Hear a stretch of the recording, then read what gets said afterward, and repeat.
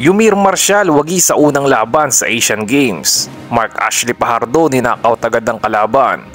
At Chinese heavyweight sensation Zhilei Zhang gustong isunod si Tyson Fury. Pag-usapan natin lahat yan mga idol.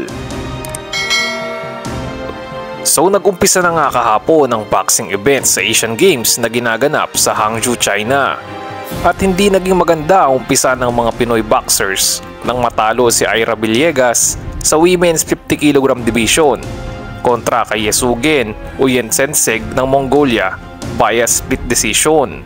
Nabigo din ang Olympian na si Irish Magno na natalo by unanimous decision naman kontra kay Nigina Oktamova sa Women's 54 kg weight class. Pero nagpakitang gilas naman si Mark Ashley Fajardo sa men's 63.5 kg division matapos niyang pabagsakin sa loob ng halos 15 segundo lamang ng first round si Dorji Wangdi ng Bhutan. Matapos bumagsak ay sinubukan pang bumangon ng Bhutanese ngunit hilong-hilo na ito at ininigil na ng referee ang laban. Ito pa lang ang ikalawang international experience ng batang si Fajardo.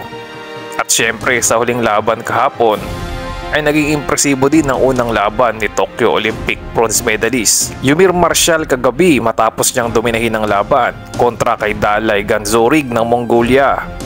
Ito ang debut ni Marcial sa light heavyweight division o 80 kg ng Asian Games. Unanimous decision win ang panalo ni Marcial at nabilangan pa nga ng standing 8 count ang kanyang kalaban sa round 3. Pasok na po sa round of 16 si Marcial at ang Vietnamese na si Nguyen Man Kong ang kanyang sunod na makakalaban.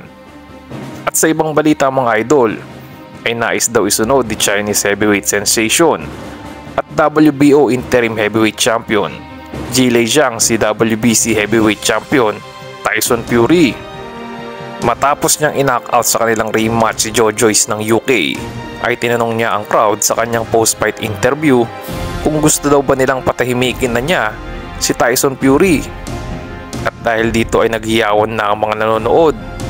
Sinabi pa ni Zhang na dapat sana ay maghaharap na sila ni Fury kung hindi lang inactivate ni Joyce ang rematch clause. Kaya natuloy ang kanilang ikalawang laban.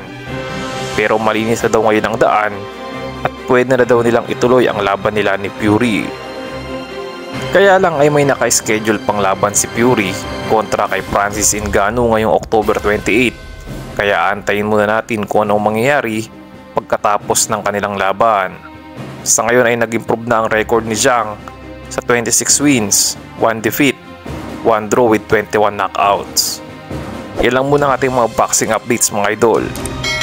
Kung nagustuhan niyo po ang ating video, huwag kalimutang mag-like, subscribe at pakipindot na rin po ang notification bell para laging updated sa mga bago nating uploads.